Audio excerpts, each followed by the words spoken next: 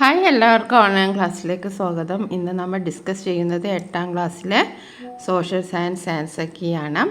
അപ്പോൾ നമ്മൾ 8ാം ക്ലാസ്സിൽ ഈ സെപ്റ്റംബർ നടന്ന ഓണം പരീക്ഷയുമായി ബന്ധപ്പെട്ട് എല്ലാ സബ്ജക്റ്റിൻ്റെയും ആൻസർക്കി അപ്ലോഡ് ചെയ്തിട്ടുണ്ട്. അതിൻ്റെ പ്ലേലിസ്റ്റിൻ്റെ ലിങ്ക് ഡിസ്ക്രിപ്ഷൻ ബോക്സിൽ കൊടുക്കാം.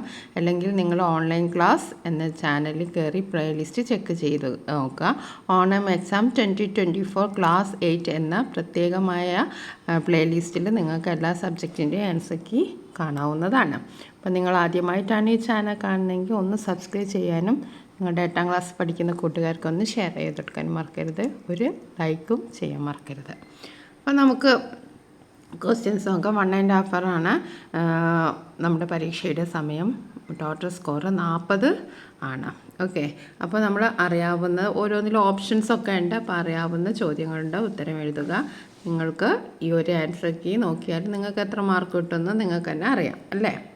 അപ്പോൾ നമുക്കൊന്ന് നോക്കാം. ആദ്യത്തെ answer all the question from 1 to 5 each carries 2 score. 2 മാർക്കിൻ്റെ ചോദ്യമാണ്. ആദ്യത്തെ ചോദ്യം ഇതാണ്: what is money bill? Identify the house of the parliament where money bill is introduced. Any bill relating to the collection of revenue or expenditure from the consolidated fund can be termed as money bill. A money bill can be introduced in the Lok Sabha. ലോക്സഭയിലാണ് അവതരിപ്പിക്കുന്നത്. ഇനി അടുത്തത് complete the table showing the changes in tools during stone age. Stone ഏജിലുള്ള ടൂൾസാണ്. Palaeolithic ഏജിൽ rough stones ആണ് ഉപയോഗിച്ചിരുന്നത്. Mesolithic ഏജിൽ എന്തായിരിക്കും? സ്മോൾ സ്റ്റോൺ ടൂൾസ് ആണ്. എന്താണ് സ്മോൾ സ്റ്റോൺ ടൂൾസ്? ഇനി നിയോലിത്തിക് ഏജ് വരുമ്പോൾ പോളിഷ്ഡ് സ്റ്റോൺ ടൂൾസ്. അപ്പോൾ എ സ്മോൾ സ്റ്റോൺ ടൂൾസും ബി പോളിഷ്ഡ് സ്റ്റോൺ ടൂൾസുമാണ്. ഇനി നെക്സ്റ്റ് ക്വസ്റ്റ്യൻ നോക്കാം. How are metamorphic rocks formed? എങ്ങനെയാണ് മെറ്റമോർഫിക് റോക്സ് ഫോം ചെയ്തത്? When rocks undergo physical and chemical changes due to high temperature and pressure metamorphic rocks are formed. അപ്പോൾ when rocks undergo physical and chemical changes due to high temperature and pressure. ഇനി next question നോക്കാം. 4ാമത്തെ ചോദ്യം നോക്കാം. Choose the correct statement related to Lok Sabha from the following. അപ്പോൾ 4 statement ഉണ്ട്. ഇതിൽ correct ഏതാണെന്നാണ് നമ്മൾ കണ്ടുപിടിക്കേണ്ടത്.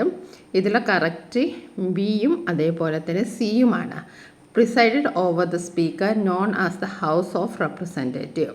ഓക്കെ, അപ്പോൾ presided by the speaker known as the house of Representative. ഈ രണ്ടുമാണ് കറക്റ്റ് ആൻസർ. ഇനി 5ാമത്തെ ക്വസ്റ്റ്യൻ നോക്കാം. Write the features of the art of writing existed in ancient China. ചൈനയിൽ നിലനിന്നിരുന്ന റൈറ്റിങ്ങിനെ കുറിച്ച് എഴുതാനാണ്. എന്താണ്? The script was pictographic not alphabetic. Okay, later it developed into an ideographic script. ആ ഒരു സെഷൻ കഴിഞ്ഞു. ഇനി 3 മാർക്കിൻ്റെ സെഷനാണ്. അപ്പോൾ നമുക്ക് ആദ്യത്തെ ചോദ്യം നോക്കാം. Explain the various stages of a bill to become a law. ഒരു ബില്ല് ലോ ആകുന്നതിന്, നിയമമാകുന്നതിന് ഉള്ള സ്റ്റേജസ് ആണ്. Okay, first reading. The bill is introduced in both house. ആദ്യം എന്താ ചെയ്യുക? 2 സഭകളിലും ഈ ഒരു ബില്ല് അവതരിപ്പിക്കും. ബോത്ത് ഹൗസസ് എന്ന് പറഞ്ഞാൽ രാജ്യസഭ ആൻഡ് ലോക്സഭ. അപ്പോൾ ഫസ്റ്റ് റീഡിങ്ങിൽ കാണുന്നത് ദ ബിൽ ഈസ് ഇൻട്രൊഡ്യൂസ്ഡ്. ഇനി സെക്കൻഡ് റീഡിങ്ങിൽ വരുന്നത് each and every article included in the bill is either passed, changed or rejected after discussion in both house. അപ്പോൾ അതിലുള്ള ഈ ബില്ലിൽ ഒരുപാട് ആർട്ടിക്കിൾസ് ഉണ്ടാവും. ആ ആർട്ടിക്കിൾസൊക്കെ അവർ ചർച്ചയ്ക്ക് വയ്ക്കും, ഡിസ്കഷനിൽ വെക്കും. ആ ഡിസ്കഷൻ പ്രകാരം ചിലപ്പോൾ അത് പാസ്സാകും. എല്ലാവരും അതിനോട് അനുകൂലിക്കുകയെന്ന് വെച്ചാൽ അത് പാസ്സാകും. ചിലപ്പോൾ എന്തായിരിക്കും? അതിലെന്തെങ്കിലും മാറ്റങ്ങൾ വരുത്തും. അല്ലെങ്കിൽ എന്തായിരിക്കും? അത് റിജക്റ്റ് ചെയ്യും. ഇതിലേതെങ്കിലും ഒന്ന് നടക്കും. ഓക്കെ, നെക്സ്റ്റ് എന്താണ്? Third reading. The bill as a whole is passed or rejected in both houses. After ദിൽ ഇനി തേർഡ് റീഡിങ്ങിൽ എന്താ വരുന്നത്? ഒന്നെങ്കിൽ ഈ ബില്ല് പാസ്സാകും അല്ലെങ്കിൽ റിജക്റ്റ് ചെയ്യും. ഇനി അഥവാ റിജക്റ്റ് ചെയ്തിട്ടുണ്ടെങ്കിൽ after the bill is passed by both the house it is send to the president for approval. പിന്നെ അത് ആർക്ക് അയക്കും? ആ പ്രസിഡൻറ്റിന് അയക്കും. On getting the approval of the president, the bill becomes law. Okay, ഇനി അടുത്ത ക്വസ്റ്റ്യൻ നോക്കാം. List out the different measures for social conservation. Social കൺസർവേഷനുള്ള methods എഴുതാനാണ്. Check deforestation, terrace farming, crop rotation, terrace farming along hill slopes, construction of check dams, planting of trees. ഇനി നമുക്ക് എട്ടാമത്തെ question നോക്കാം. What are the achievement made by the Egyptians in the field of science and mathematics? അപ്പോൾ സയൻസിൻ്റെ ഫീൽഡിലും മാത്തമാറ്റിക്സിൻ്റെ ഫീൽഡിലും ഈജിപ്ഷ്യക്കാരുടെ സംഭാവനകൾ എന്താണെന്നാണ് ചോദിച്ചത്. 3 മാർക്കിൻ്റെ ചോദ്യമാണ്. They formulated a solar calendar. Okay, സൂര്യനെ ആസ്പദമാക്കിയിട്ടുള്ളൊരു കലണ്ടർ അവർ നിർമ്മിച്ചു. As per this calendar a year had 365 days. അപ്പോൾ ഈ ഒരു കലണ്ടർ പ്രകാരം ഒരു വർഷം എന്ന് പറയുന്നത് 365 ദിവസമാണ്. പിന്നെ എഗെയിൻ എന്ത് ചെയ്തു? A year was divided into 12 months of 30 days each. പിന്നെ അതിനെ അവർ 12 months ആയിട്ട് തിരിച്ചു, ഓരോ മാസത്തിനും 30 days.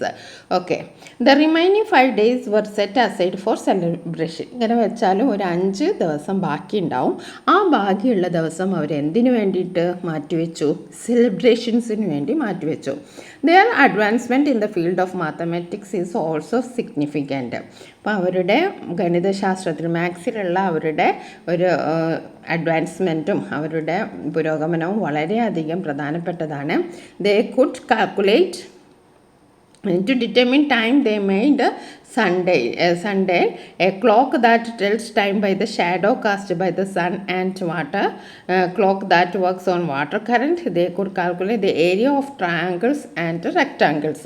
ഇതൊക്കെ അവരുടെ സംഭാവനകളാണ്. ഇനി നെക്സ്റ്റ് നമുക്ക് നോക്കൂ, ഈ ഫ്ലോ ചാർട്ട് കംപ്ലീറ്റ് ചെയ്യാനാണ്. 3 വേർഡ് എഴുതിയാൽ നിങ്ങൾക്ക് 3 മാർക്കാണ്. ഇവിടെ അപ്പോൾ നമുക്കിവിടെ എന്തെഴുതാം? മാൻറ്റിൽ എഴുതാം. Crust, mantle, core. മാൻറ്റിന് 2ആയിട്ട് അപ്പർ മാൻറ്റിൽ, ലോവർ കോറിൻ്റെ. ക്രസ്റ്റിന് അതേപോലെ ഓഷ്യാനിക് ക്രസ്റ്റും പിന്നെ കോണ്ടിനെൻ്റൽ ക്രസ്റ്റും ഓഷ്യാനിക് ക്രസ്റ്റും. കോറിന് എന്താണ്? ഔട്ടർ കോറും ഇന്നർ കോറും. ഓക്കെ, 10ാമത്തെ ക്വസ്റ്റ്യൻ എന്താണ്? Name the chalcolithic site in Turkey where the ancient form of urban settlements exist. Mention the features of the site. അപ്പോൾ നമുക്കറിയാം Badal Choyukane. Ancient forms of urban settlement existed. The major remnants discovered here are the ruins of dwellings. The huts were built using mud bricks. The residues of wheat and barley have been discovered here. Pictures were drawn on the walls of hut. ഇനി നമുക്ക് അടുത്ത question നോക്കാം. അടുത്തത് 4 മാർക്കിൻ്റെ 2 ചോദ്യങ്ങളാണ് നമ്മൾ എഴുതേണ്ടത്. Okay, what are the different types of cases considered by the supreme court? Supreme court പരിഗണിക്കുന്ന കേസസ് ഏതൊക്കെയാണ്? Cases related to the violation of fundamental rights, cases that arise between state government and central government, dispute between state government, cases that require interpretation of constitutional provision, appeal cases from high court. ഇത്രയാണ്. ഇനി നമുക്ക് 12ാമത്തെ ചോദ്യം നോക്കാം. അപ്പോൾ നമുക്കിനി match the following ആണ്. നമുക്ക് വളരെ എളുപ്പമുള്ളതാണ്. വളരെ എളുപ്പത്തിൽ 4 മാർക്ക് സ്കോർ ചെയ്യുന്ന ഒരു ആക്ടിവിറ്റിയാണ്. ഇൻഡസ് എന്താണ്? ഇൻഡസ് ഹാരപ്പൻ, ഹൊയാഹോ Chinese, Euphrates Mesopotamian, Nile Egyptian. Okay, ഇനി നമുക്ക് അടുത്ത 13ാമത്തെ നോക്കാം. 13ാമത്തെ ചോദ്യം, palaeolithic man achieved significant progress in technology, substantiate the statement. Okay, അപ്പോൾ നമുക്ക് എന്തൊക്കെ എഴുതാം? Stone statues were made. എന്താണ്? Stone statues were made. Pictures were drawn on the bones and horns of animals on the caves and rocks. Vessels were woven out of bark fiber. Flute-like wind instruments were made out of bones. Ornaments of ivory, bones, stones, and shells were made. Human figures were molded from clay. 5 മാർക്കിൻ്റെ 2 ചോദ്യങ്ങൾക്കാണ് ഉത്തരം എഴുതേണ്ടത്. അതിൽ 3 options ഉണ്ട്. അറിയാവുന്ന 2 എഴുതുക. Explain the contribution of the Mesopotamian civilization on the basis of following hints. Hints, heart of writing, progress in science. അപ്പോൾ നമുക്ക് script എഴുതാം. എന്താണ് സ്ക്രിപ്റ്റിൽ? The Mesopotamian system of writing is called cuneiform. The script was wedge shaped. The were written on the smooth surface of wet clay tablets. A sharp stylus was used for writing. The tablets were then baked in the sun. സയൻസിൻ്റെ ഫീൽഡിൽ നോക്കുക വെച്ചാൽ they formulated lunar calendar based on the movements of the moon. They divided a year into 12 months, a month into 4 weeks, and a day into 24 hours. They knew division, multiplication, and square root. ഇനി നമുക്ക് 15ാമത്തെ ചോദ്യം നോക്കാം. Give an account of different types of weathering. First one is the physical or mechanical weathering. The expansion and contraction of minerals due to the variation in temperature results in weathering. Disintegration also occurs due to the freezing of water in the fissures of rock. Next, chemical weathering ആണ്. Oxygen, carbon dioxide, water, etc. react with the minerals and result in the chemical decomposition of rocks. Biological weathering എന്ന് പറഞ്ഞാൽ the plant roots penetrating into the fissures in rocks by drawing of animals and decomposition of plants. But drawing of animals and the decomposition of plants and animals remains led to weathering. Apart from these, human activities such as mining and quarrying also lead to weathering. Last question നോക്കാം. 16ാമത്തെ question, describe the features of a Neolithic age. Okay. Man began to use sharpened and polished stone tools. The beginning of cultivation, Settlement began. Human beings began to rear animals for food.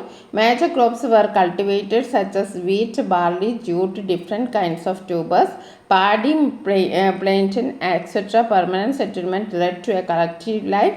Wheels were used to carry out from one place to another. Okay. അപ്പോൾ നമ്മൾ full ചോദ്യങ്ങൾ നമ്മൾ ക്വസ്റ്റ്യൻ്റെ answer എഴുതിയിട്ടുണ്ട്.